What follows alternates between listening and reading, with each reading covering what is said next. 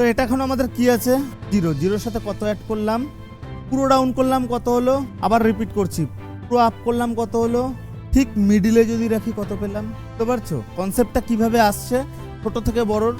এখানটায় আমরা আরো একটা লেভেল পেলাম যেটা 1.2। এই যে 1.2, আচ্ছা আরো একটা কনসেপ্ট আছে যেটা একটু পরে বলছি।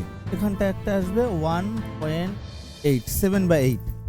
এই যে ছোট ছোট পয়েন্টগুলো দেখো, এগুলো কিন্তু বড় পয়েন্ট, এগুলো ছোট পয়েন্ট, এগুলো কিসের মাধ্যমে করতে হচ্ছে, আমাদের লিভারের মাধ্যমে।